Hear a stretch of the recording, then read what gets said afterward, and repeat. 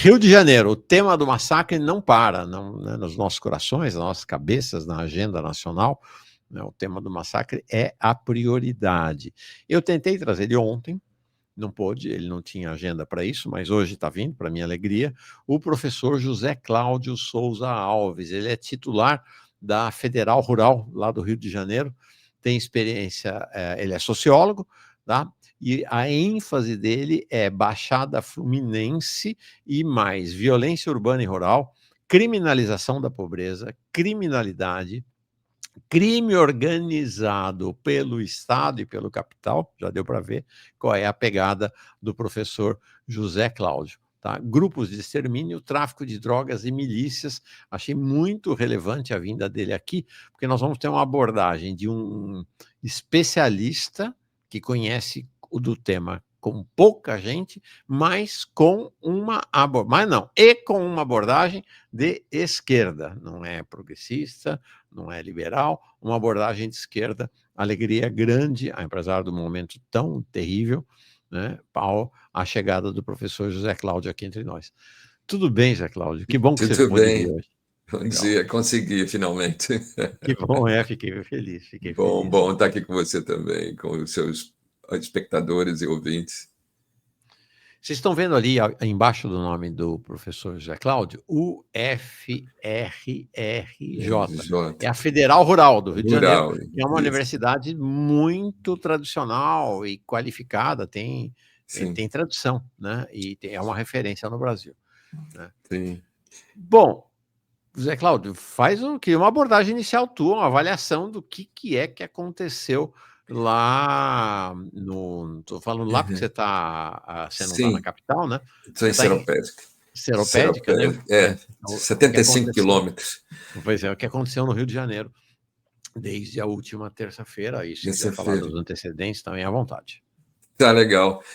Ah, isso é um acúmulo, são tantas, assim, é multifatorial, porque são várias dimensões que se cruzaram ontem, nisso que a gente. Ontem não, né? Anteontem, né, na terça, isso que a gente acabou descobrindo, é uma coisa assim, e vai se desdobrando, então, não é uma coisa estática, então você está vendo o desdobramento de um universo todo que está rodando já há algum tempo. Eu estudo grupos de extermínio há 32 anos e milícias também, está tudo nesse bolo.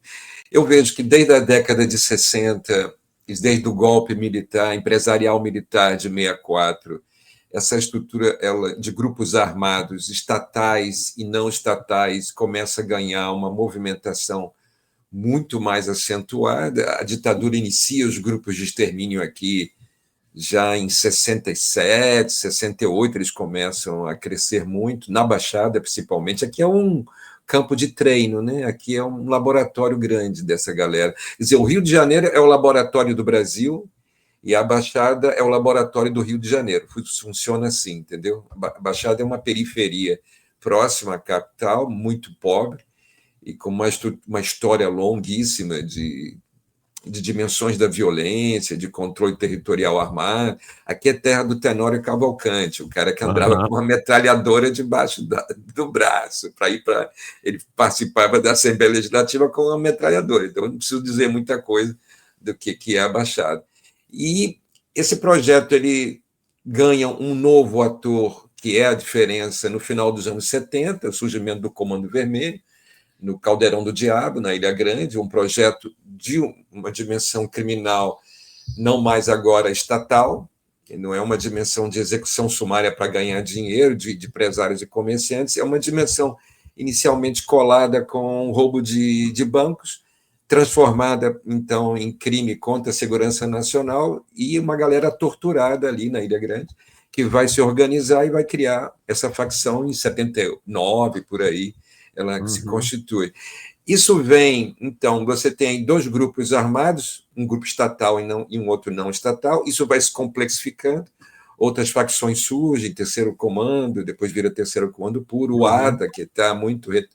E você tem a estrutura agora estatal, que ela vai se bipartir, ela tem a dimensão oficial, formal, legal, que é essa que a gente viu operar aí no alemão, com esse massacre, e aí você tem uma estrutura não oficial, ilegal, criminosa, que são os grupos de extermínio, que depois evoluem para as milícias.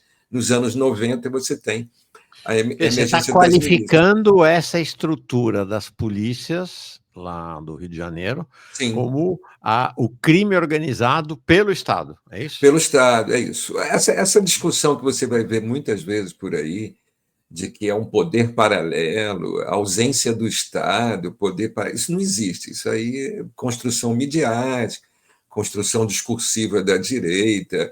É da direita, mas é assim, é abraçado por todo mundo. No fundo, o que acontece? As pessoas querem um bote salva-vida, uma boia, uma tábua para se salvar. E as pessoas acham, então, que o Estado é esse capaz de te dar isso, mas o Estado não é isso. O Estado não vai te dar essa alternativa. Ele é uma construção em si mesmo de uma estrutura de poder que ele vê interesses, ele tem interesse. Esse massacre em cima do Comando Vermelho é mais um capítulo de negociações, de acordos, de aproximações que sempre existiram, nunca terminaram, entre facções de grupos armados não estatais com grupos armados estatais. São acordos, quebra de acordos, são formas de você abrir. Eu digo que normalmente uma chacina dessa, ou a morte de uma liderança, é um edital.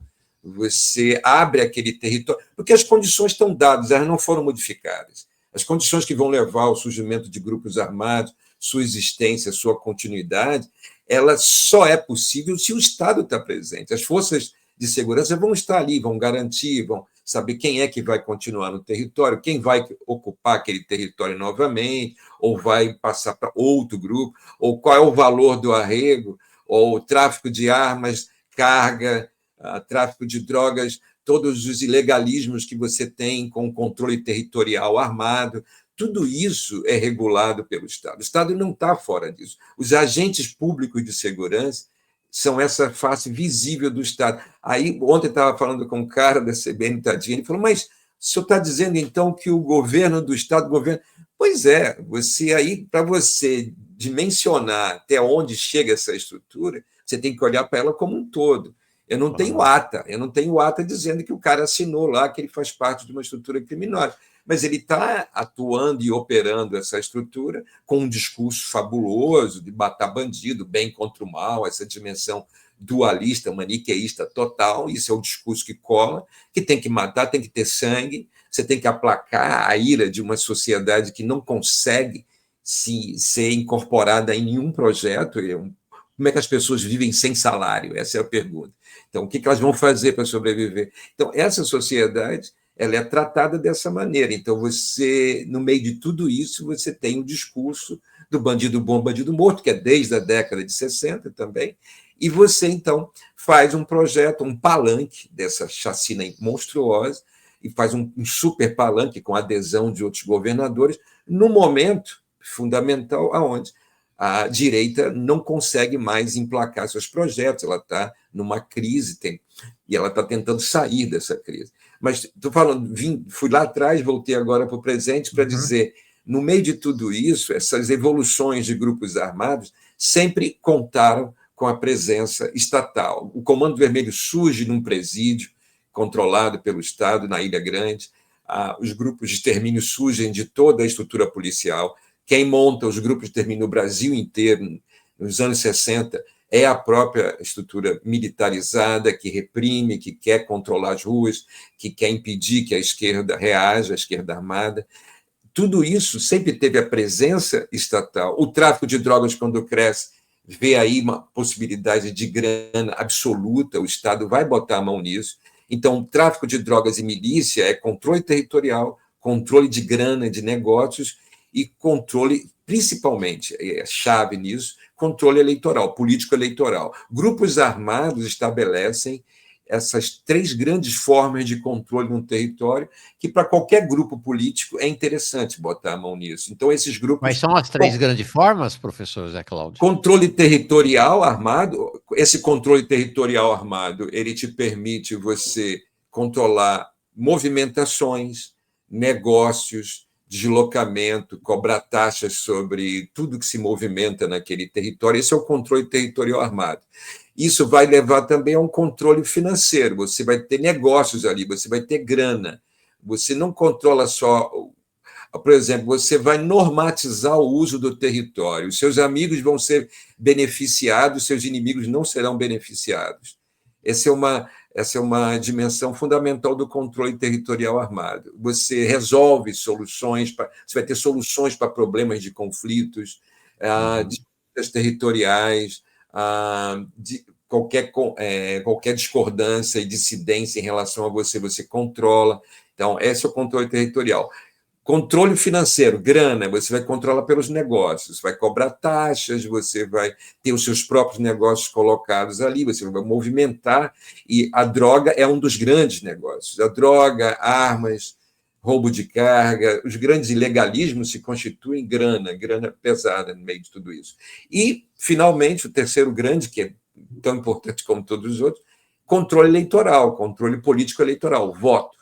Então, os grupos armados, eles estão nesse cenário. Milícia, grupo de extermínio, facções do tráfico de drogas, todos os grupos armados, ao longo do tempo, num território, vão estabelecer essa lógica.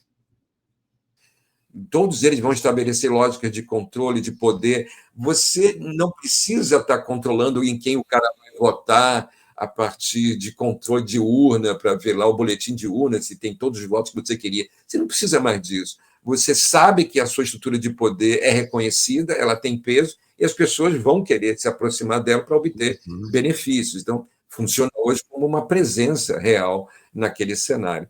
E o que ocorreu na terça-feira, nesse grande massacre, é um projeto real. O cara ele vinha num patamar de 28 mortos, tentando alcançar os 30 mortos. Ele falou: não, eu vou praticar agora uma projeção muito superior a isso. Eu vou mostrar que eu tenho poder, vou mostrar para o mundo, né? Eu quero estar ao lado do Benjamin Netanyahu, eu quero estar ao lado do Trump, eu vou matar mesmo, e acabou, e vou mostrar que tem poder para isso. Essa é a linguagem que a extrema-direita sempre soube. Agora, você fala assim, mas aí não deu um tiro no pé, os caras não reagiram. Eles sabem que vai ter reação, eles querem a exposição disso para trabalhar em cima disso, eles querem a base deles unificada num discurso de bandido bom e bandido morto, que tem que matar, e tem que matar mais, porque é o discurso bolsonarista. Você matou pouco, 120 blau, isso não é nada, você tem que... Se eles pudessem, eles faziam como fizeram em Gaza, eles vão jogar mesmo, despejar bombas e vão impedir que eles reajam no resto da cidade. Porque o Comando Vermelho hoje tem um poderio organizativo superior cada vez mais. Eles vêm ensaiando isso já há algum tempo aqui no Rio de Janeiro. Essa coisa do drone, desde 2015, a gente já sabe que os caras estão tendo acesso a isso. Essa coisa de parar rodovia... Desde 2015, na verdade? Já tem histórias de drone por aqui, já tem um tempo já. Então, a gente já sabe que tem a possibilidade, o acesso, pode ser que naquela época não tinha drone com granada, era um uso de drone para monitorar, mas só você ver a evolução do drone no mundo, você já sabe, né? Você sabe, pô, agora você não monitora mais, agora você joga a bomba e acabou, os caras já estão dentro de um outro patamar de controle, de organização. Então, é previsível. E quem é que trafica drones? Quem é que trafica armas? É a própria estrutura estatal. Você vai ver exército, você vai ver a própria estrutura policial, você vai ver esquemas de tráfico de armas que passam pelas estruturas estatais.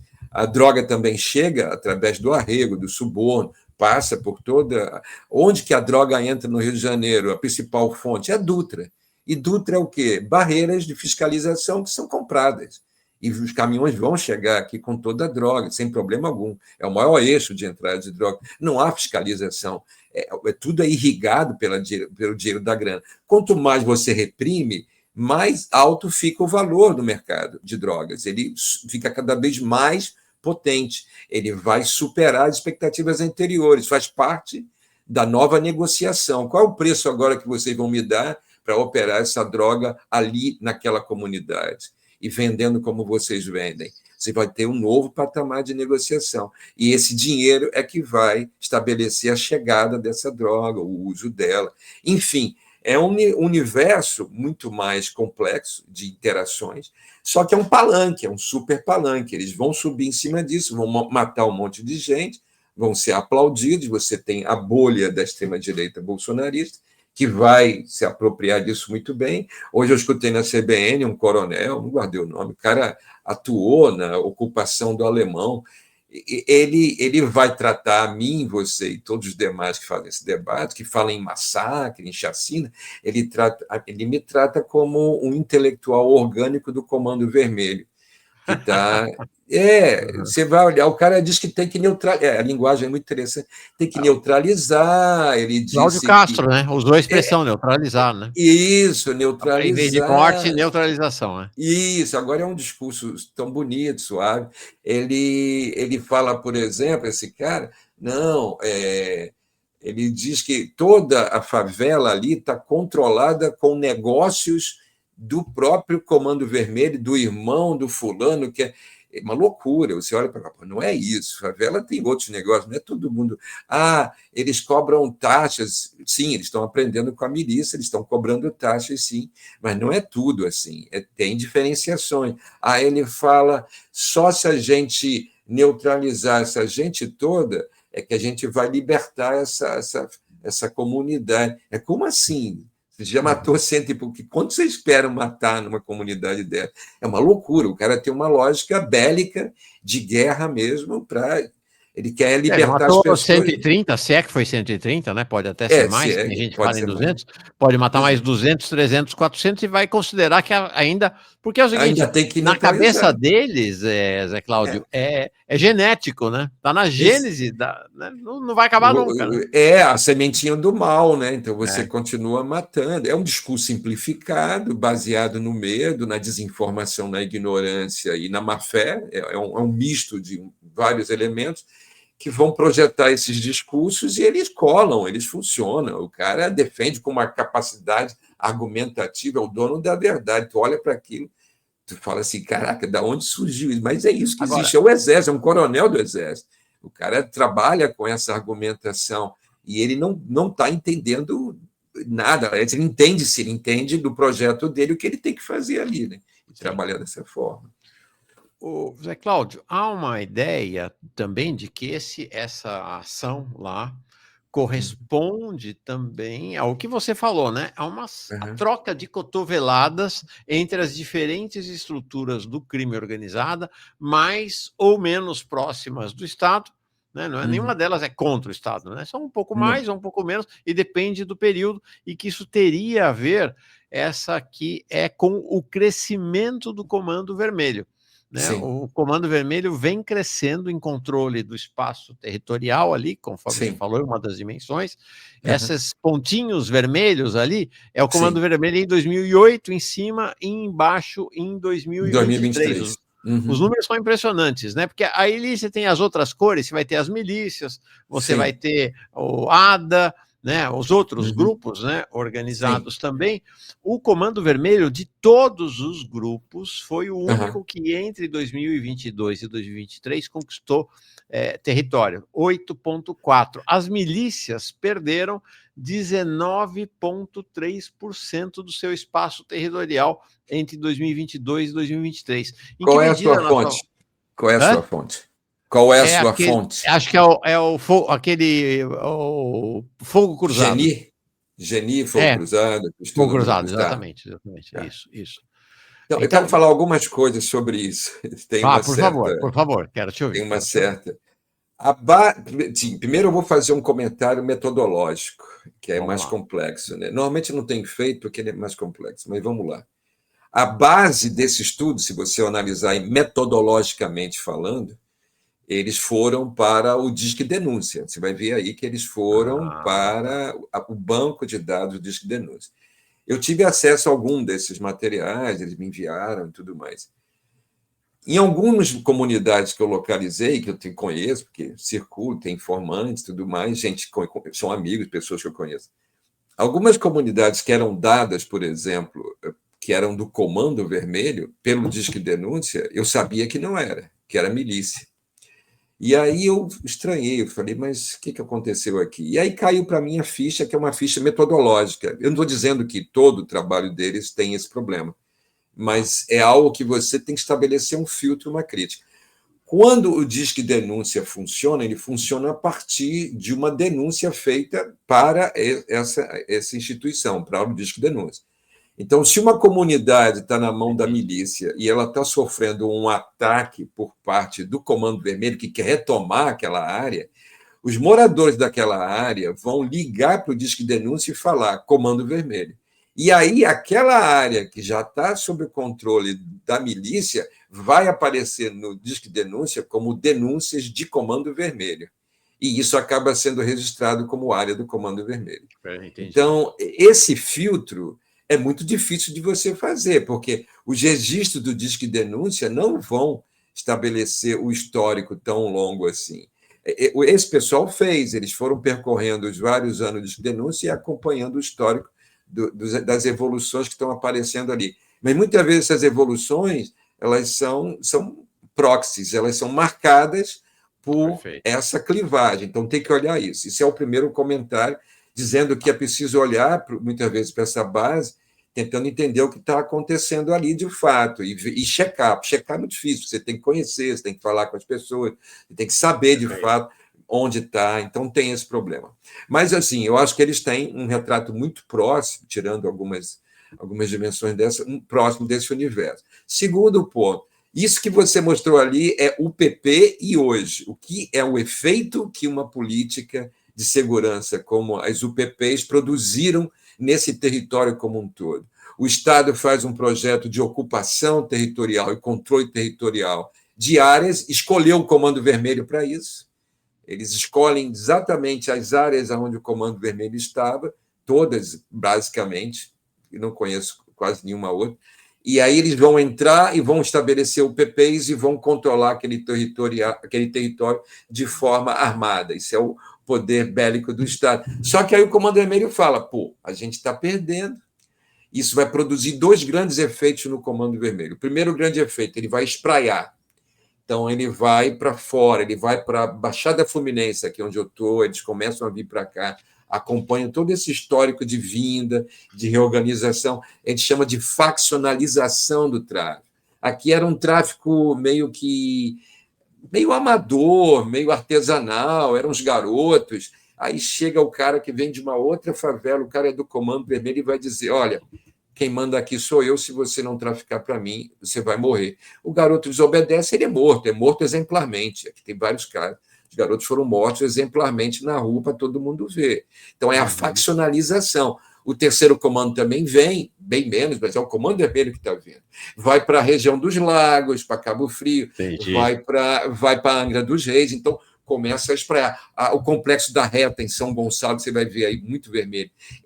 Vira uma nova base, uma base quase que paralela ao complexo do Alemão, do outro lado da Bahia. Eles vão estabelecer essa nova expansão e eles estão expandindo. Só que aí as milícias continuam. A milícia tem no Comando Vermelho o que eu chamo de crime indicador. O que significa isso? Aonde tem Comando Vermelho, milícia pode expandir, tem base para expandir. Por quê? É o discurso de que nós viemos aqui para impedir o vagabundo, o bandido, vamos impedir o tráfico. E aí eles entram, vão cobrar taxa de comerciante, de quem está lá, vai controlar aquele território para dizer que está protegendo. Então, aonde tem Comando Vermelho, você tem vinda de milícia a seguir. Então, a milícia também se espraia, ela toma uma dimensão grande dentro desse território, disputando com o Comando Vermelho. Só que aí vem uma terceira fase, que é a fase onde a milícia começa a se estruturar mais organizativamente, com mais dinheiro, imitando procedimentos da própria milícia, de controle de negócios e de controle de território mais detalhado. Então, o comando começa a ter essa percepção, e não só isso. Agora vai ter um detalhe que você vai gostar. A milícia, a milícia, em algumas situações, que foi o caso aqui do Zinho, que foi uma grande liderança, está preso, mas ele foi um dos líderes da milícia aqui, o cabeça, ele sucede, né, o irmão, que é o Eco. Ele foi o cara que, da milícia, fez acordos com o Comando Vermelho. Ele viu, quando ele assume, que a milícia começa a se fragmentar. Primeiro já tinha o Tandera, que era inimigo do irmão, que já tinha se estabelecido. E, necessariamente, quando ele assume, o Tandera vira inimigo dele também. Esse cara depois some, deixa a continuidade dele com outros grupos armados aqui. E aí começa a ter várias fragmentações dentro dessa milícia, e os grupos dentro dessa milícia começam a atacar o Zinho, que é esse herdeiro, né, da família Braga, né, a Silva Braga. E aí o que acontece? Ele chega em um momento que ele se vê tão encurralado que ele fala: eu vou fazer aliança com o Comando Vermelho. Ele é o cara que consegue incendiar 35 ônibus aqui na Zona Oeste em 2023 para impedir uma operação contra o sobrinho dele, lá, o Faustão, que era outra, que acabou depois sendo morto. Mas ele é o cara que tem já uma articulação, essa tática de obstruir vias com ônibus, no caso lá foram ônibus incendiados, ele já desenvolveu isso junto com o Comando Vermelho. Então, há uma aliança ali com o Comando Vermelho, algo impensável, e só ocorre na Zona Oeste, mas não só isso, o que a gente sabe é algo mais complexo ainda. O Comando Vermelho, ele observa como que a milícia está organizada e os conflitos internos entre milicianos são aproveitados pelo Comando Vermelho e aí ele começa a expandir em cima da fragilidade da milícia. Por quê? O comando já tem um histórico mais centralizado, um histórico antigo de organização. É um outro grupo social também. A milícia é muito mais facilmente. Você tem projeções de hierarquização dentro da estrutura do Estado, com suporte dos agentes públicos de segurança. Tráfico não, é eles por eles. Eles têm que sobreviver nesse universo com muito mais disposição, sempre tiveram uma disposição bélica também, de confronto. Então, a milícia, ela se alia, mas não é só a milícia que se alia ao Comando Vermelho, é aí que vem o pulo da parada.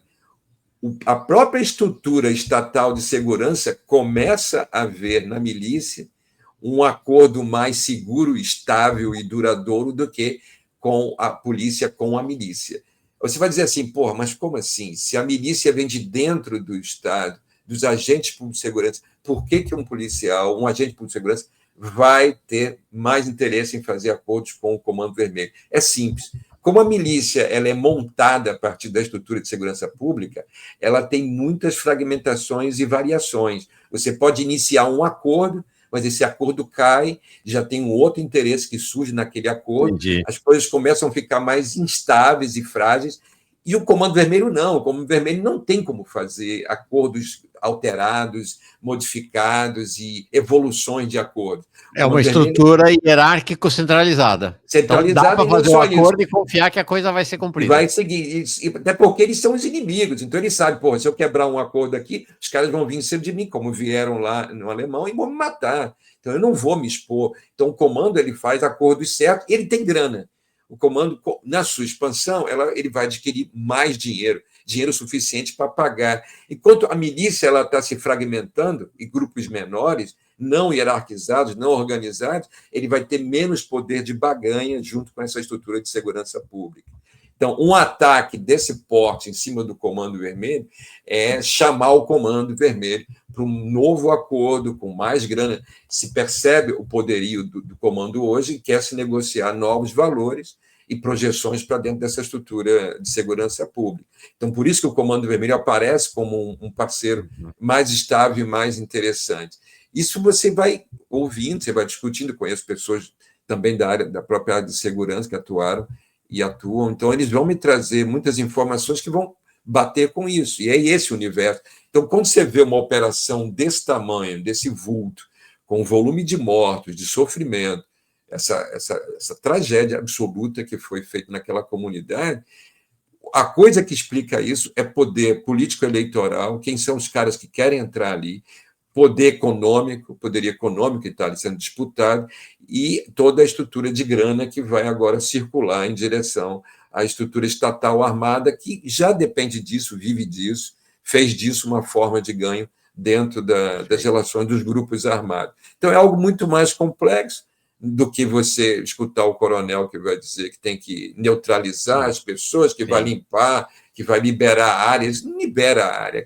Ou você muda o substrato social daquela realidade, ou você muda a estrutura de segurança pública para um outro patamar, você vai ter que gastar muito mais em políticas públicas e sociais para ajudar essas pessoas a terem alternativa, ou você disputa no mundo da sobrevivência com políticas reais, ou você não consegue libertar Sim. aquilo de uma estrutura econômica como essa que a gente está analisando. Agora, Cláudio, pelo que você está trazendo uma dimensão que a mídia liberal, a mídia de extrema direita, Não, a mídia ninguém fala. progressista, ninguém fala, Ninguém né? fala. Inclusive, que é entender o crime organizado como um complexo do que eles chamam lá de facções, mais as milícias, mais a estrutura própria do crime organizado no interior do Estado, Sim, efetivamente. Tá? sim. Aí eu queria te perguntar duas coisas em relação a isso para entender melhor esse universo. O Comando Vermelho, nisso que se chama de facções, Uhum. é, ele hoje é o hegemônico? Você, de fato, ouve falar muito pouco hoje, né? Tinha o Comando Vermelho Verdadeiro, tinha Amigos dos Amigos, e esses outros agrupamentos, eles perderam força ou não? Então, hoje o Comando Vermelho é o que mais cresce, o que mais avançou. Ele é uma resposta à política de segurança das UPPs, a resposta mais eficiente. Eles foram capazes Tá, de se reestruturar e avançar. Eles avançam em termos bélicos, eles vão tá, ter acesso a armamento, estratégia, ele tem conhecimento do território. O terceiro comando puro é uma segunda força que muitas vezes vai isso. ser aliada às milícias. É muito comum uma aliança Contra o contra o Comando Comando Vermelho. Vermelho. Tá, Normalmente é isso. Tem alguns pontos no Rio de Janeiro onde a milícia não faz aliança com a polícia. Um deles é aqui próximo, que é no quilômetro 32, em Nova Iguaçu. Ali tem um histórico, desde 2007, de conflitos entre grupos do Terceiro Comando e milícia. Várias tá. disputas. É um histórico antigo. Você pode achar mais um ou outro caso, mas é muito raro. A norma mesmo, que a regra é milícia, é o que eles chamam de 5.1, não, 5.3.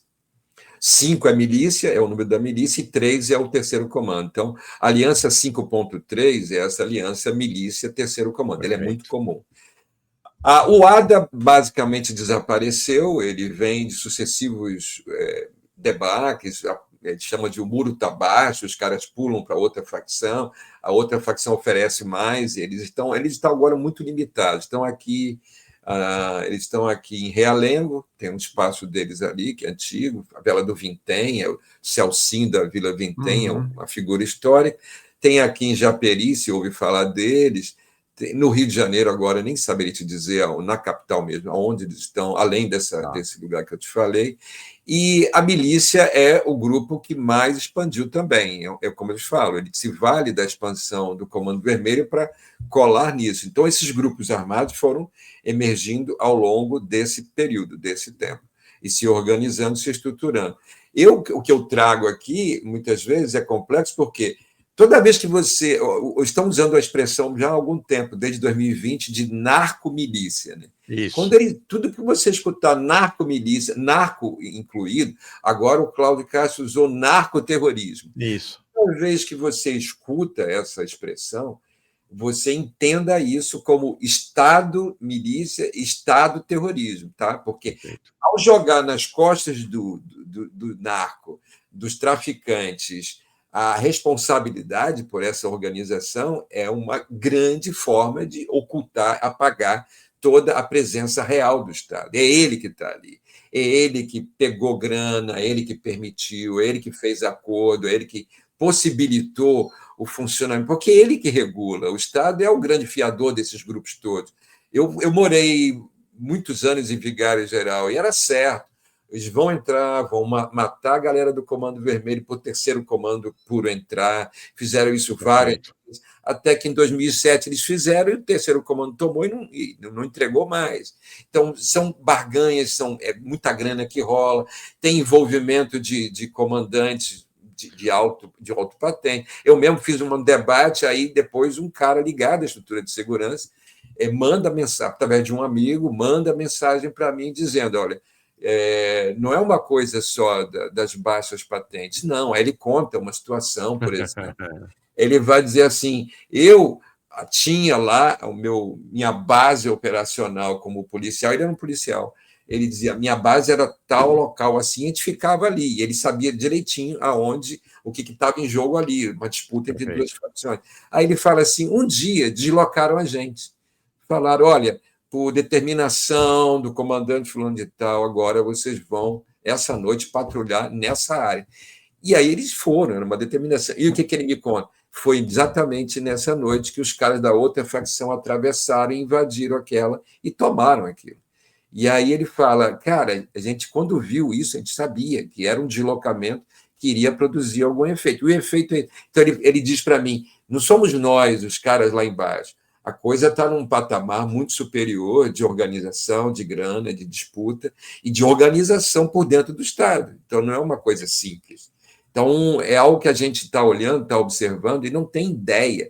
Porque é isso, você não tem registro, você não tem ata, você não tem nada palpável para te dizer concretamente que é isso que está acontecendo. Mas como a gente vai observando por muito tempo, vendo as movimentações, como que os caras agem, você vai começando a entender que há uma lógica, há uma dinâmica mesmo dentro disso tudo, e ela sempre funcionou assim, ela é complexa. Então, esse discurso superficializado, né, de que nós estamos liberando uma comunidade porque não havia, as pessoas não conseguiam ir e vir, nós precisamos, então, liberar. Isso não existe. O que existe ali é um jogo de interesse pesado em cima de uma comunidade pobre que não se defende, não tem como se proteger.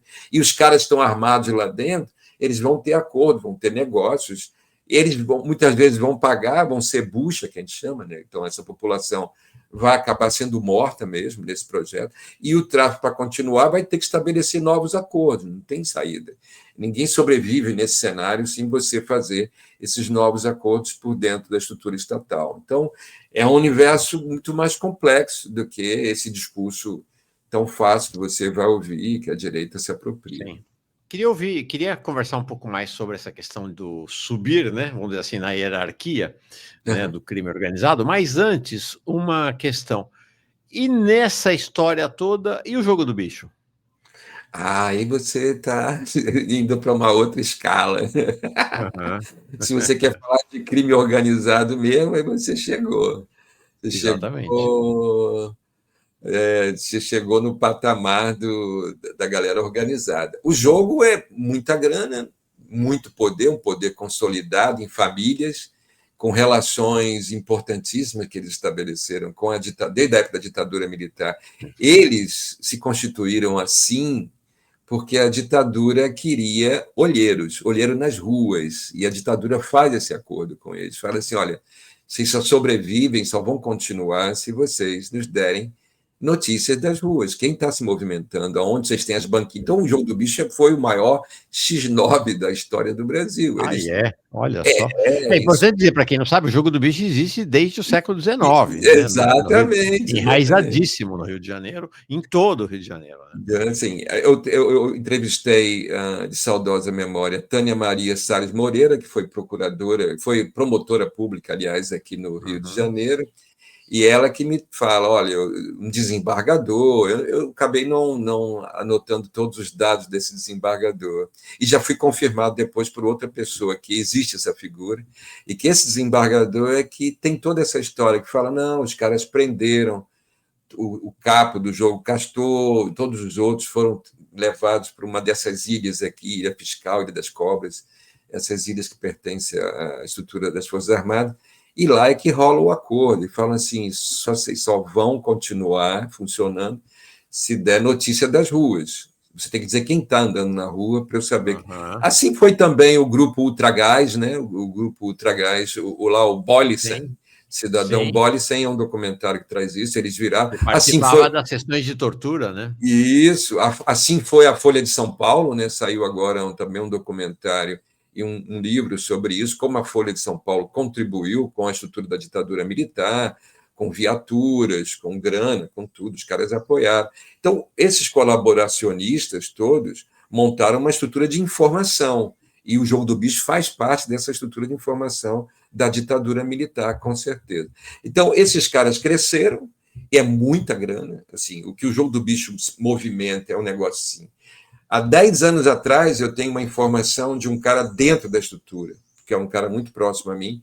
Esse cara me diz assim, Esse cara foi acusado de confronto, de matar um outro. Era policiais, segurança de um bicheiro, que entram em confronto com policiais de outro, segurança de outro Perfeito. bicheiro.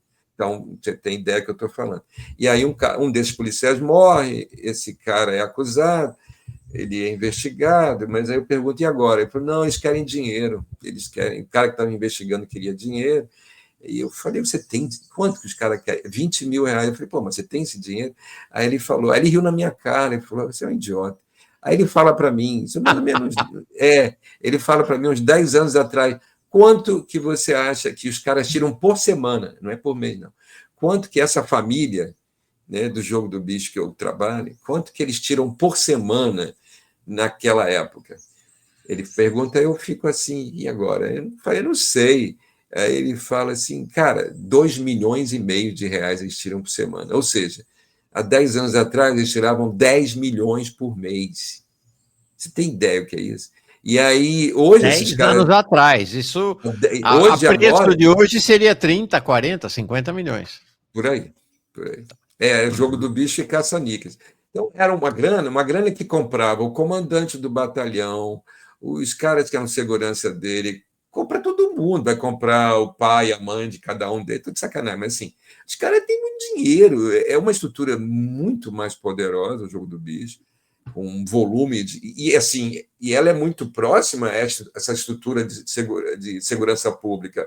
Os policiais querem ser segurança de bicheiro, porque dá muito Uhum. dinheiro. Ah, Aí a milícia também se aproxima, porque a partir da segurança, da estrutura dos agentes públicos de segurança que estão sendo segurança de bicheiro, os milicianos se aproximaram do Jogo do Bicho. Aí você vê a trajetória perfeito. do Adriano Magalhães da Nóbrega, você vê a trajetória desse que está preso, né, do Rony Lessa, você vai ver um monte de trajetórias que vêm da segurança de bicheiro e querem se autonomizar, eles querem. O Adriano se dizia bicheiro, cara, ligado ao carnaval, os caras vão ter estruturas de serem padrinhos de escola, isso é uma loucura, mas, enfim, deu certo. Esse foi o projeto, o Jogo do Bicho deu certo e se mantém até hoje.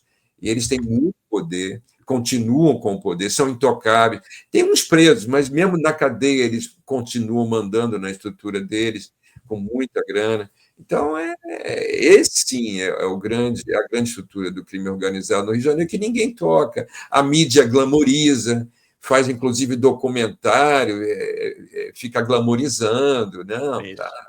E aí, pô, os caras são violentos mesmo, os caras se expõem.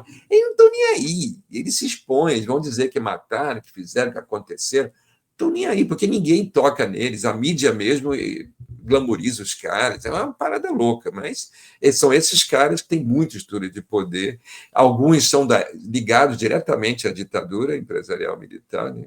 Vieram dessa dimensão. Tem um livro muito bom dos Chico Otávio e Aloy Jupiara, chama-se O Chico Otávio. Uhum. Nos Porões da Contravenção. Esse é o livro, que ele vai analisar aqui a Nilópolis, né? E vai pegar os Abraão Davi, os caras que mandam na cidade até hoje. É uma estrutura que foi montada pela ditadura junto com eles aqui. Então, Sim. esses caras, sim, você está num outro Cara, patamar. o Rogério Andrade, Rogério Andrade. que é um dos mais violentos dele, pelo que eu vejo, Sim, com tá certeza. lá no Globo todo carnaval, na primeira Sim, página, com é isso foto, a mesmo. mulher dele. É um negócio chocante, cara. Mais ou menos glamorizado. Os caras estão na High Society, muita grana, né? Todo mundo querendo entrar para esse Agora, qual a universo. relação do bicho? Bom, o bicho é dono da polícia do Rio de Janeiro, todo mundo sabe, É. né? Não, E o qual a relação bicho. do bicho com as milícias e com, por exemplo, o Comando Vermelho? Lá, quando houve uma investigação das cadernetas do Castor de Andrade, década de 90, isso, não vou saber dizer o ano específico. Teve um cara que comandou isso aqui no Rio, um procurador, é um procurador? Acho que sim, que é o Antônio Carlos Biscaia. Sim. Esse cara chegou a ser deputado federal pelo PT.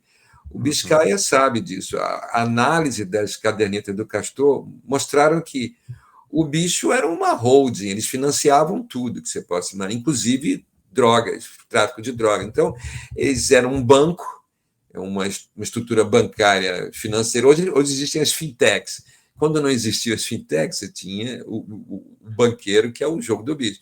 E eles financiavam, então, partidas de cocaína, tudo que você possa imaginar, eles estão ali financiando, tráfico de armas. É uma grande operadora disso tudo, em termos financeiros. Sempre foram isso. Então o CV vai lá e compra armas, eventualmente, desse esquema do pessoal do bicho, é isso? Usa o dinheiro do bicho para comprar e paga de volta. Entendeu? Vai Paga pegar, juros. vai pagar, com Virou certeza. banqueiro. É um banqueiro. Bicheiro.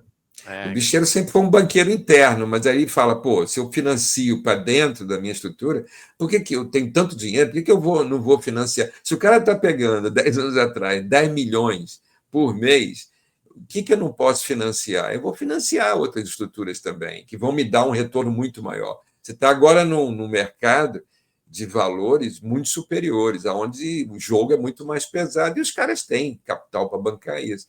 Então, eles são os que estão bancando essa estrutura. Né? Então, eles vão para o tráfico de arma, tráfico de drogas, ilegalismos que você possa montar a partir daí, ocupação territorial, por exemplo. Você tem uma urbanização miliciana financiada por onde? Por onde que os caras estão sendo acusados da morte da Marielle, lá, os Brasão, a investigação chega a isso, chega que eles iriam montar uma ocupação de terra numa área que eles queriam, que era interessante, e a Marielle estava atrapalhando. Então, se eles montam essa ocupação, essa tomada de território para montar negócio, para fazer uma urbanização miliciana, eles precisam de capital. E da onde vem esse capital? O jogo do bicho é um capital possível, com certeza. Perfeito. Então, você tem aí toda uma urbanização, um modelo bancado por grana pesada que vem de tudo quanto. E a estrutura normal, financeira nossa, essa que se interage com tudo, vai interagir com PCC, com metanol, da onde vier a grana, esses caras vão pegar. Não tem essa de não vou aceitar. Então, essa estrutura por si só, ela já é isso. Ela vai se abrir para receber capitais de origens que você não sabe, você não tem como descobrir. E aí imaginar que isso tudo vai acontecer com dinheiro dentro de envelope... Não, está no colchão. Eles estão achando que está no travesseiro e no colchão do cara lá do Comando M. É loucura. Que vai levar mala de dinheiro para lá e para cá. Não, isso é... O pessoal viajou na batatinha. Vão matar lá os caras lá no alemão achando que estão interferindo nisso, isso não existe. Os caras estão num outro patamar de organização, de grana. A milícia evolui. E se a milícia evolui, o Comando Vermelho está evoluindo junto já há algum tempo. Todos os outros grupos armados também evoluem, e evoluem junto com os grupos políticos que estão baseados também nessas áreas. Então, é algo de uma complexidade muito grande. Você está movimentando grana, voto, estrutura de poder, controle territorial. Então, são estruturas de poder muito mais sofisticadas e elaboradas. Aí você fala, não, eu vou acabar com os bandidos, eu vou entrar lá e matar tudo. Isso é uma piada, isso é uma sacanagem. Você está me escarnecendo da minha cara, né, na sua frente, tá me chamando do verdadeiro idiota. Não existe isso. Não há, isso aí é uma piada, isso é uma piada e é uma crueldade, né, tamanha, porque os caras estão matando um monte de gente. Ali caiu uma bomba, eu que conheço isso. Ali essas mortes vão gerar agora um monte de doenças. Aquelas pessoas, as famílias que foram atingidas por essas mortes, vão desenvolver daqui para frente. Isso já acompanha há muito tempo. Vai vir diabetes, hipertensão arterial, problemas AVCs, problemas de dimensões emocionais e psíquicas. As pessoas não vão conseguir dormir. É tudo isso que vai vir ali. As pessoas não vão dormir, elas vão começar a se dopar medicamentosamente, falando que vai trazer um conjunto de outras consequências. Se você quer estudar isso, é só você ir para a rede de saúde ao redor dessa comunidade para você ver a explosão. É uma explosão. Essas pessoas vão começar a tentar e não conseguem. Eu conheço muita gente que acabou, muita, assim, força de expressão, mas pessoas eu conheço que morreram sentados num banco de um hospital tentando ter ajuda. Morreram lá, porque já ficaram doentes por muito tempo, porque não conseguiram apoio suficiente dessa estrutura pública, e aí está a pessoa esperando lá, e a pessoa morreu lá sentada. Eu tenho um relato desse. Então, é loucura, você não tem ideia o que é que foi feito ali. As pessoas não têm sequer... eles vão dizer que eu estou defendendo vagabundo, bandido. Se vagabundo e bandido tem que morrer, meu irmão, faz um paredão com a estrutura de segurança pública do Rio de Janeiro inteiro e mata todo mundo. Você quer ser de fato, coerente com o seu discurso de extrema-direita? Fuzila a estrutura de segurança pública do Rio, porque todos eles, mas uma grande parte, está comprometida, porra, e ninguém vai falar isso. Então é um discurso maniqueísta, boçal, ignorante, que diz que tem que matar quem está na ponta, o pé de chumbo lá, que tem que ser morto lá, o cara que não tem como sair daquele lugar. E não percebe que é uma estrutura monstruosa. O carbono oculto não mostrou isso, o carbono oculto não mostrou que quem está lá nas fintechs, quem está lá na Faria Lima é que está ganhando mesmo com essa parada. E por que você não faz isso em relação ao tráfico de drogas? A Polícia Federal não tem competência para fazer isso? Tem know-how. Eu vi os caras mostraram para mim que eles têm competência de fazer acompanhamento longitudinal ao longo do tempo, de evolução patrimonial, de deslocamento de valores em território das famílias. Os caras conseguem. Agora, porra, não interessa, eu quero palanque, porra. Eu quero palanque para mostrar que tem gente morta por mim, porque esse é o meu discurso.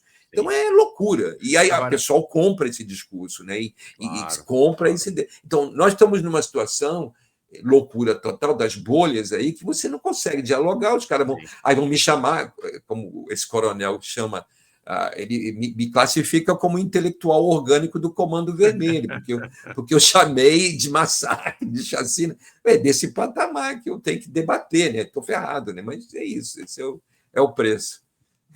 Agora, deixa eu te perguntar uma coisa. Primeiro, antes de falar, eu queria falar então desse olhar lá para cima, né?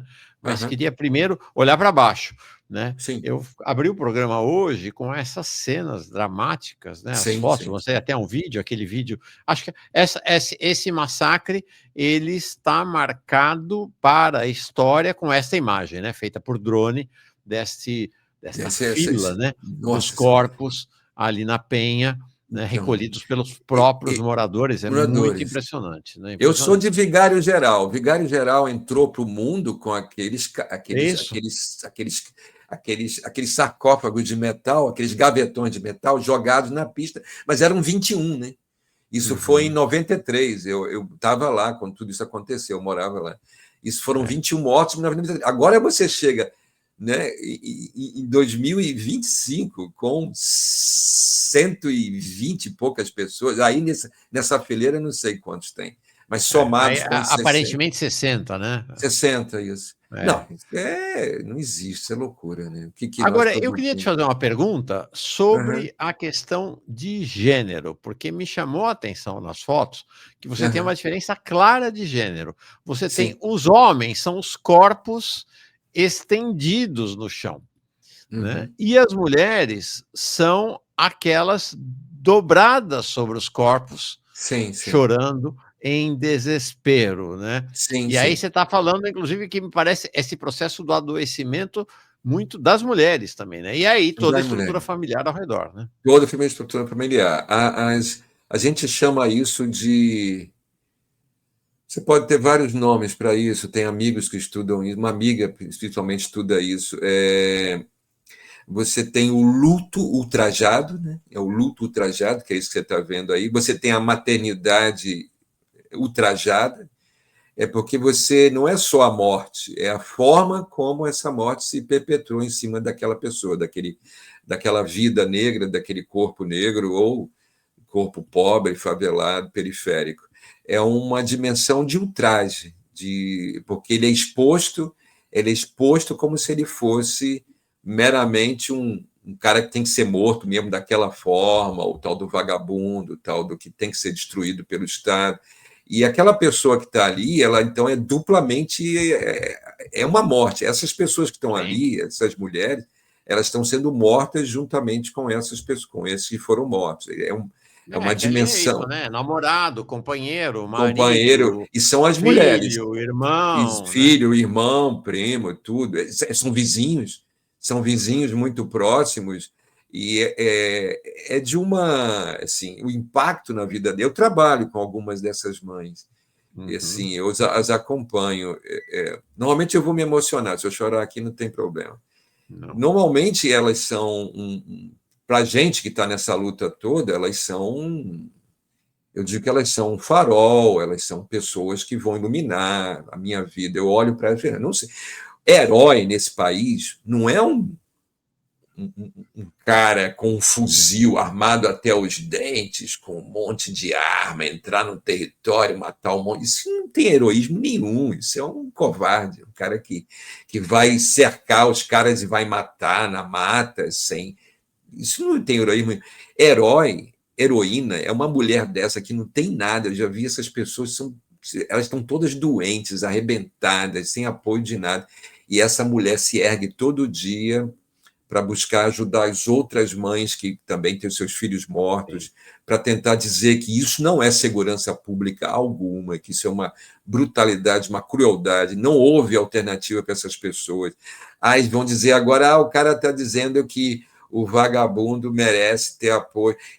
Essas pessoas não conseguem ter alternativas reais de sobrevivência. Você vê as histórias deles, você vai ver isso. E está crescendo. Isso, eu lamento dizer isso para todo mundo, e todo mundo sabe disso, mas está crescendo. É resultante das políticas neoliberais de Temer, Bolsonaro e Lula agora, né? Claro, é exatamente isso. Essas políticas continuam, vão produzir cada vez mais essa tragédia, elas vão se ampliar. Por isso que o bolsonarismo, a extrema-direita, cresce. E como não há solução, nenhum governo que se diz de esquerda é capaz de dar uma solução real para isso, de incorporar essas massas de fato, da população ao mercado de trabalho, à economia, não são incorporados. Como é que você vive sem salário? Você vai fazer ilegalismos, você vai pegar bolsas de programas sociais, você vai invadir territórios para construir uma casinha para alugar ou para você ter a sua casa, você vai para microcrédito de empresa privada de financeira que vai te ajudar, você vai dar pequenos golpes na praça. O que você faz para sobreviver sem salário, sem uma garantia de renda? Você vai pegar da onde vier, você vai se atracar com. Se é o tráfico de drogas. Tem história de família, você tem relatos de antropólogos sobre isso, que você tem lá 5 membros da família, 2 trabalham, 2 estão no tráfico e 3 trabalham. A família é sustentada pelos 2 que estão no tráfico, não é pelos 3 que trabalham. O salário não dá para aquela família. São muito baixos os salários. Então, os que estão no tráfico, que sustentam. A mãe vai falar dos que estão no tráfico? Não. A mãe vai falar quem trabalha, não vai elogiar. Então, você tem um universo todo fragmentado da economia, com essa economia do crime, ilegal. Isso é uma forma de sobrevivência real. Isso não sou eu que estou romantizando a vida do traficante para dizer que ele. Não estou falando isso. Falando que essas pessoas encontraram aí uma possibilidade real de sobrevivência e vão se agarrar.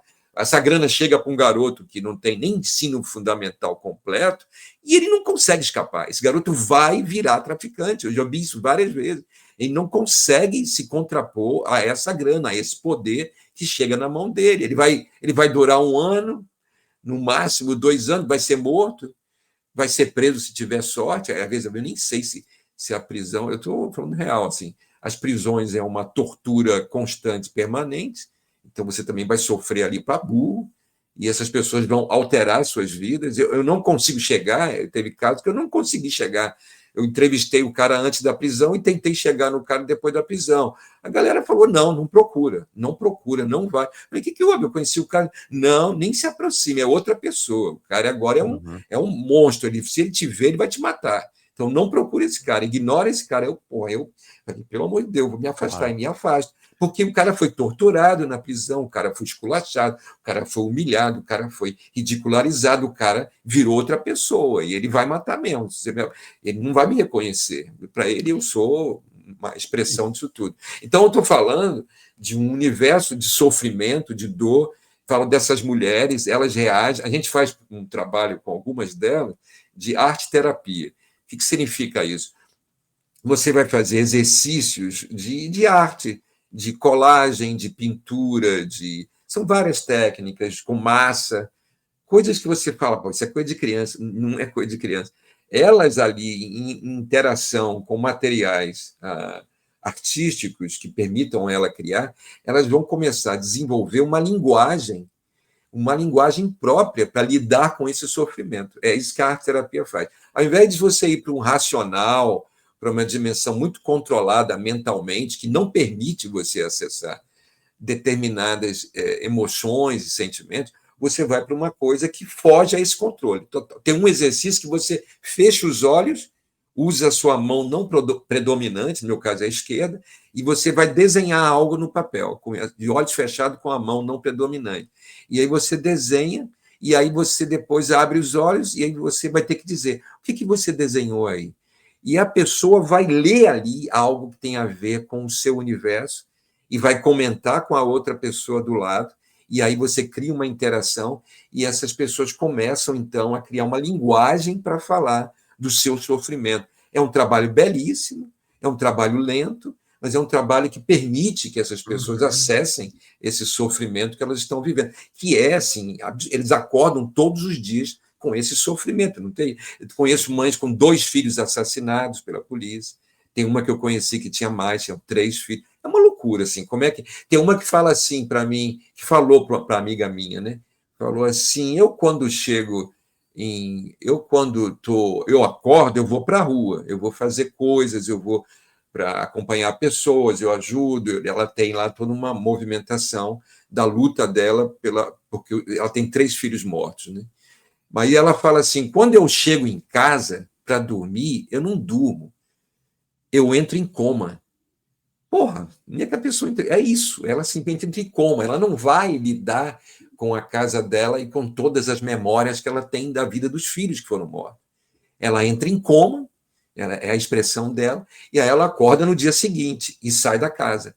Então, é uma pessoa que vai ter que lidar com isso, é uma loucura, cara. Você fala, pô, que pessoas são essas, que vidas são essas?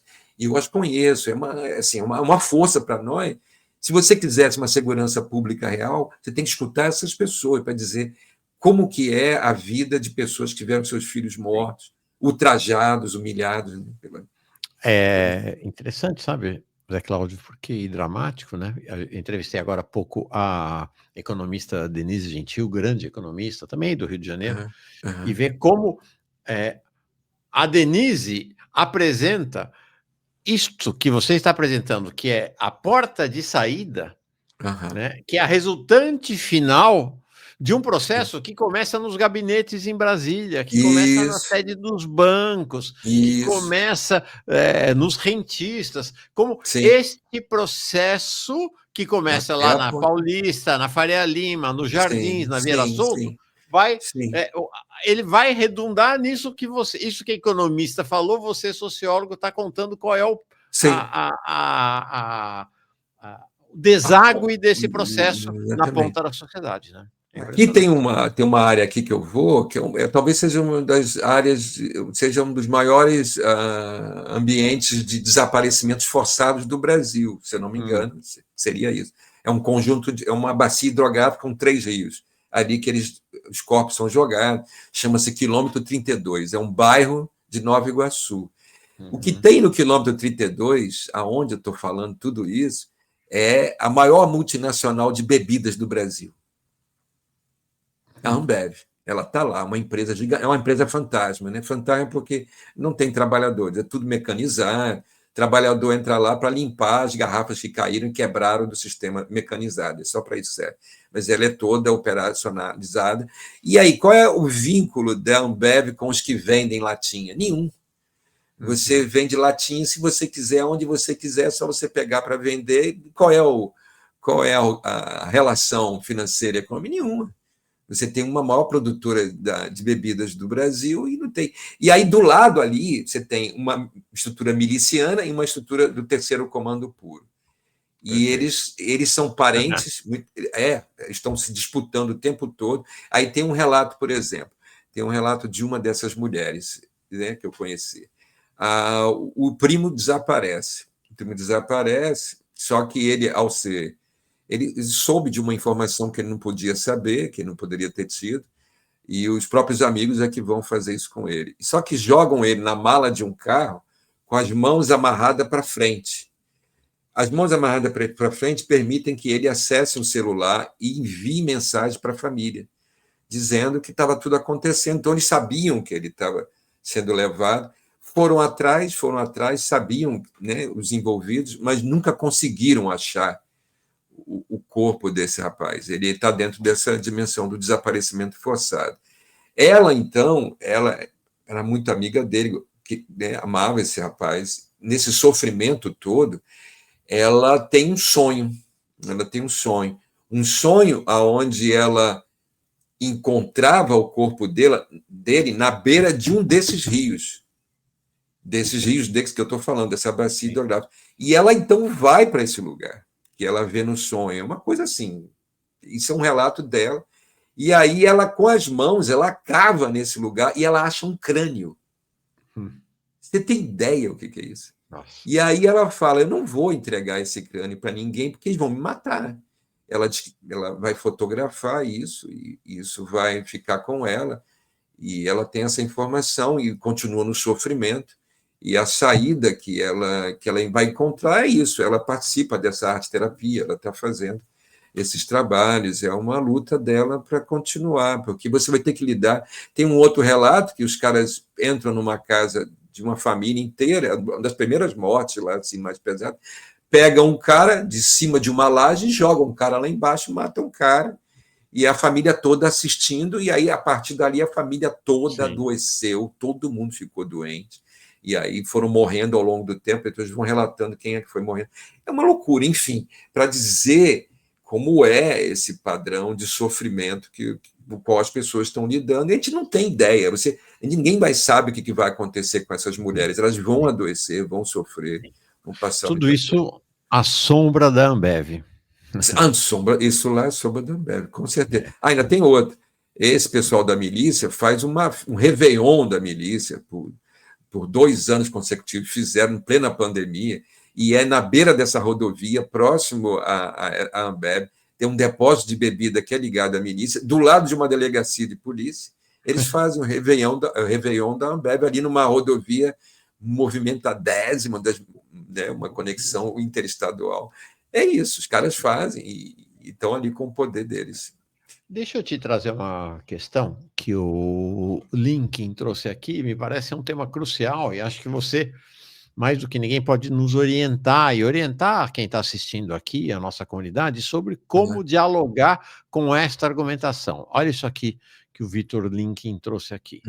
Obrigado, professora. Ele estava se dirigindo a Denise, eu falei, não, segura aí, a Denise Gentil, né, que nós vamos tratar disso com o Zé Cláudio, pelo trabalho de vocês. Desculpa, estou chegando agora. Podem revisar os argumentos que podemos apresentar para quem fala da chacina como se todos os mortos fossem criminosos?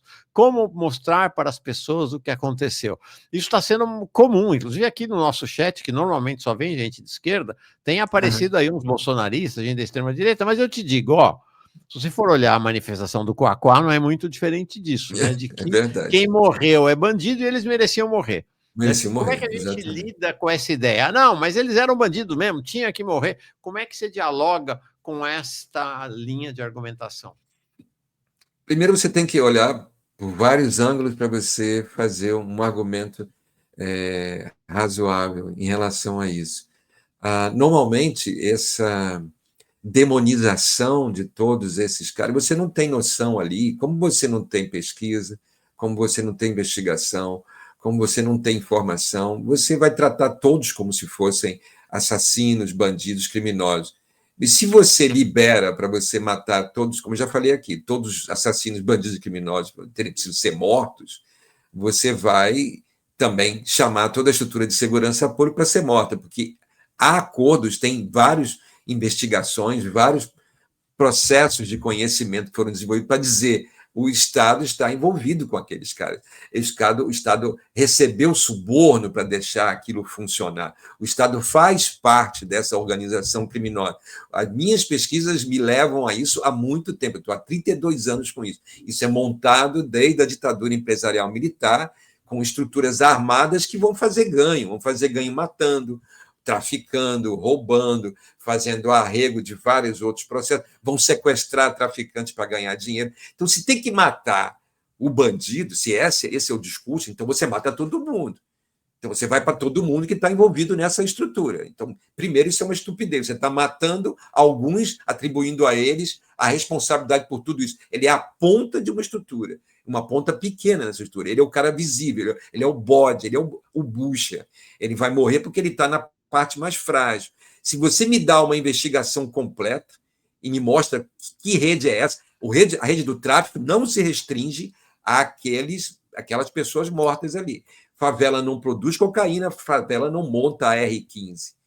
Ali, para chegar ali, você teve participação de várias estruturas, do Estado, fora do Estado, empresas privadas. Então, me dê um argumento que diga que aquele cara é o único responsável e que tem que ser morto, e não é. Então, primeiro, você desmonta esse discurso. Segundo, que humanidade existe se nós somos uma sociedade, se nós só existimos como seres humanos, porque construímos uma dimensão social. Que tipo de sociedade é essa que simplesmente é necrófila? Você mata e devora os próprios membros dessa sociedade.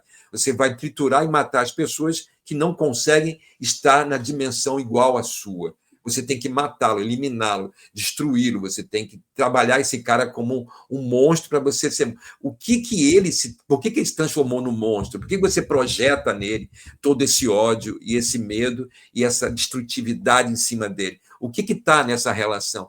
E não existe compaixão nas pessoas, as pessoas não têm mais capacidade de olhar para o outro na sua diferença e no sofrimento dele. Quem é que entende a linguagem de um traficante? Quem é que entende a linguagem de um cara do Hamas? Você transforma ele em terrorista, em criminoso, em monstro, e você tem que destruí-lo. Não. Se você for olhar o Hamas, tem ali o sofrimento de uma ocupação israelense permanente, massacrando aquele povo. Se você olha para um cara do Comando Vermelho, você vai ver o sofrimento, o ódio e o rancor e a raiva e a mágoa que vem da brutalidade daquela população, que aquela população sofre diariamente. Eles têm que viver ali, sair para trabalhar, voltar e continuar vivendo em condições das piores possíveis, sem dignidade, sem possibilidade de melhorar de vida. E aí você quer que essas pessoas tenham comportamento de classe média, burguês, o pequeno burguês, sei lá, da classe média, que tenha virtudes para dizer que é mérito meu, porque eu era pobre, trabalhei. Mérito não é algo que é algo individual que você tem, porque você teve condições de desenvolver aquilo. Houve gente que ajudou você, houve aportes de conhecimento, de dinheiro, de ajuda que você recebeu, de indicações, de tudo, de relações sociais, para possibilitar que você tivesse mérito. Mérito não é política pública. Quando não existe política pública, os mais frágeis vão ser detonados, eles não conseguem chegar nesse patamar que as pessoas estão falando. Então, você tem que ter, minimamente, nesse momento, condições de compaixão, de entender quem são aquelas pessoas, de olhá-las e de perceber que matar aquelas pessoas vai retroalimentar uma guerra, um ódio muito maior que vai piorar cada vez mais. Isso vai trazer mais sofrimento ainda para todos nós. Não é... Você não estou fazendo aqui discursinho idiota de esquerdopata. Eu estou fazendo a percepção de uma sociedade que está se autodestruindo num discurso radicalizado. Se você olha o mundo inteiro que avançou e que saiu o mundo que conseguiu avançar além da violência, se você olhar há 20, 30 anos atrás, Inglaterra, Estados Unidos e Holanda, como é que os caras conseguiram sair de um patamar de violência que estava preocupando eles? Eles fizeram políticas integradas, eles não foram para... A estrutura policial foi a última acionada. Eles iniciaram o trabalho deles assim: precisamos dar novas perspectivas para essa população que está no meio dessa violência. Como é que você dá novas perspectivas? Com desenvolvimento de conhecimentos sociais, culturais, que mudem a sua visão do mundo. Então, eles abriram as escolas no final de semana, abriram as escolas à noite. E aí, o que aconteceu? Quando eles fazem isso, esses jovens começam a ter um outro acesso de informações diferente do que eles tinham antes. Mas esses jovens não conseguiam chegar na escola, apesar da escola abrir, ter funcionado. Então, eles criaram um programa de passe livre, de mobilidade urbana para os jovens chegar. Então, acoplaram a transporte. Mas o jovem tem um monte de problemas emocionais, a família dele está destruída emocionalmente por tudo isso. E aí eles fizeram um programa de acompanhamento psicológico. Mas não adianta o psicológico se você não entende o que eles vivem em termos de sobrevivência, de existência, de interações sociais. Fizeram um programa de acompanhamento social, de assistência social. Mas também não adianta isso se você não dá a eles acesso à renda. Eles estão em condições muito precárias de sobrevivência financeira. E eles criam programas de primeiro emprego e de renda. Mas não adianta dar cultura e conhecimento, transporte, conhecimento psicológico, assistência social e dar renda se você vive numa área toda degradada, toda destruída, que não tem equipamentos adequados, nem público, que nem abre o equipamento que está em guerra. Então, eles fizeram urbanização dessas áreas. Logo, eles fizeram um complexo correlacionado, né, articulado, de várias políticas públicas, de vários ministérios. Isso exige grana. Não vem com discurso de déficit zero, galera. Se você quer mudar essa realidade, Claro. déficit zero, bota uma arma, um fuzil na mão de um cara, dá munição e manda ele resolver. É isso? O déficit zero é isso? Não vai, cara. Você tem que fazer você tem que inverter a troika que manda no Brasil, banqueiros, empreiteiras e agronegócios, os grandes credores do dinheiro público nacional, eles vão ter que segurar a onda, você vai ter que reduzir isso, você tem que inverter o orçamento público para fazer programas reais que possam ajudar essa população. E não me parece que ninguém tem interesse em fazer isso, ninguém, nem governo, nem direita muito menos.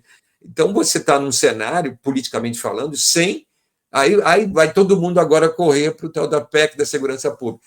É a mesma coisa, você define a área de segurança pública como a solucionadora de um volume de problemas e diferentes ordens, como se o policial armado fazendo operações ele fosse resolver. Não vai, isso é loucura, não vai conseguir nunca. Ele vai ser mais uma vítima, ele vai ser mais um que vai sofrer nessa estrutura toda, e nós vamos perpetuar essa dimensão. É interessante você estar falando. Ontem estava participando um desses milhões de grupos de WhatsApp, né? Um grupo de WhatsApp de gente de esquerda, inclusive. Tem progressistas lá, é verdade, mas sobretudo gente que se define como de esquerda, né? Progressista é essa turma do PT e tal. Sim. Né? Neoliberal progressista.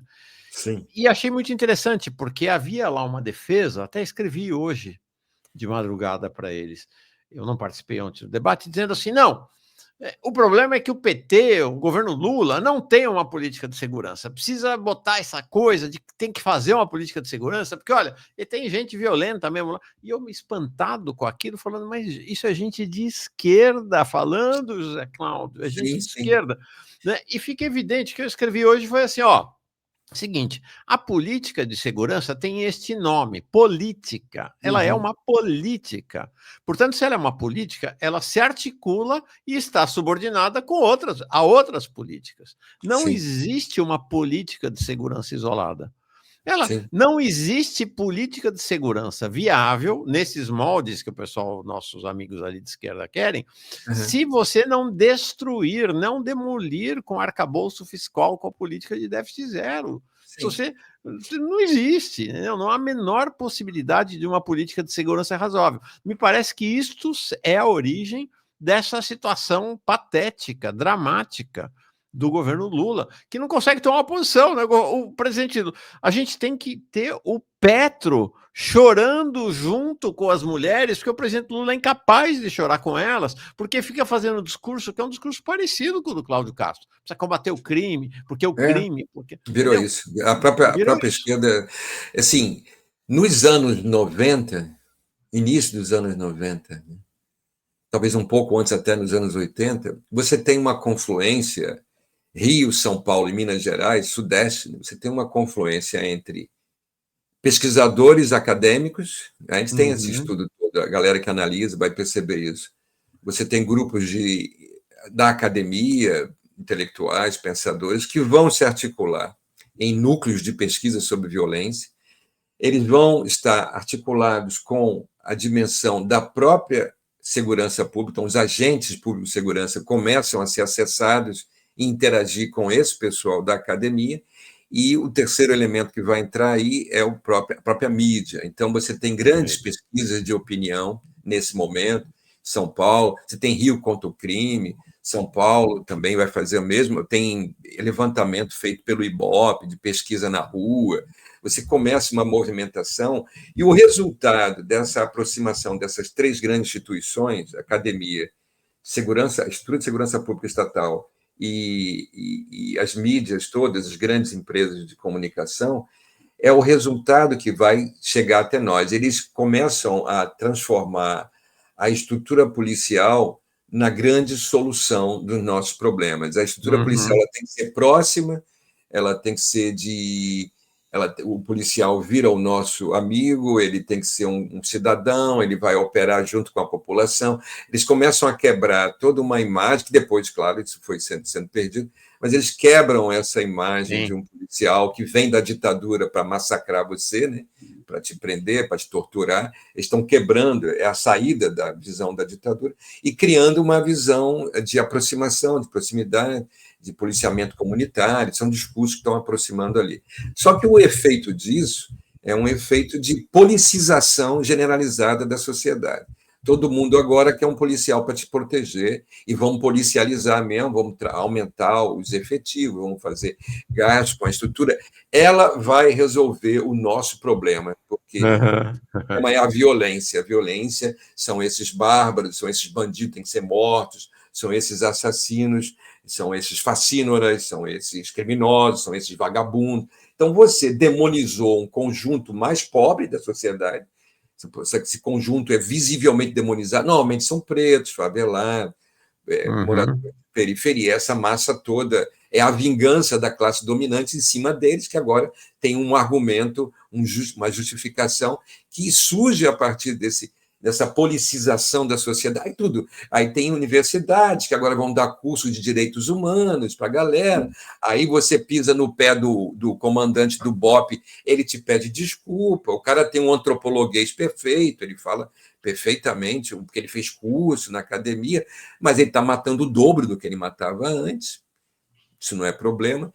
E é isso que virou a nossa capacidade da dita esquerda de discutir. É essa assim dita esquerda que mais encarcerou na história do país, porque criou uma política prisional cada vez mais acentuada e mais forte, prisões federais, os caras estão ampliando essa dimensão do encarceramento, uma justiça que é assim mesmo, que é vingativa, que vai fazer descargas em cima dessa população mais pobre, e aí é isso, você está numa sinuca, você não tem como sair disso. Você está prisioneiro de uma estrutura muito mais ampla, e aí o cara lá é o cara que vai ser morto. E a esquerda faz esse discurso. Quando a esquerda fala que o governo não tem política, é porque a esquerda queria ver essa política que a direita emplacou, que a direita faz funcionar, que é a direita do confronto, da resposta armada, do policiamento. Eles não enxergam que essa dimensão da violência é o suprassumo, é uma condensação de todos os problemas sociais do país, que começa, como essa economista falou, o negócio começa lá na mesa do ministro tal, que não vai investir, que não vai ter política pública, que não vai ter apoio. O negócio é melhor você pagar uma bala no fuzil, na munição do cara e um R15 na mão dele e manda o cara se virar. Ele vai morrer, vai matar, ele depois vai ficar doente psiquicamente, porque esses caras todos estão adoecendo, vão virar alcoólatras, cheiradores de cocaína, não sei o que eles vão fazer para conseguir conviver com a desgraça com a qual ele está lidando. Isso vai marcar essas pessoas, e é isso. Temos uma diferença de denominação, né? O que você hoje chamando aí de esquerda ou de esquerda, nós qualificamos como progressistas, né? Não é mais propriamente de esquerda. Essa coisa do PT, governo Lula, capitalismo de face humana, essa conversa diferente realmente da esquerda, um Glauber, Jones Manuel e outros que estamos defendendo. Continuamos no mesmo lugar onde sempre estivemos, defendendo a revolução, né? E entendendo que é isso, é um processo. Se não fizer a mudança da estrutura da sociedade, da política econômica, da economia política, não vai mudar, pode fazer o que quiser. Mas o que vai acontecer é um lento escorregar, é o que você falou, né? Começou nos anos 80, uma política de defesa de direitos humanos, desses segmentos progressistas, que vão ficando cada dia mais parecidos com Cláudio Castro. O que é o Coaquá hoje no Rio de Janeiro? Exatamente. Com Cláudio Castro. Né? E aí você vê lá o Ministério... O que é Eduardo Paes? O que é Eduardo Paes? Pois é. Né? Aí você vê lá o Ministério Ministério dos Direitos Humanos do governo Lula, Zé Cláudio, soltou uma nota ontem sobre o massacre. Eu não tem a vi. palavra massacre, não tem a palavra chacina, não tem uma palavra de solidariedade a essas mulheres, aos que... Não tem. Olha, saudade do Paulo Vanucci, que foi o secretário de Direitos Humanos no governo Lula. Quando teve a chacina do PAN, em 2007, ele manda uma comissão de peritos aqui para o alemão.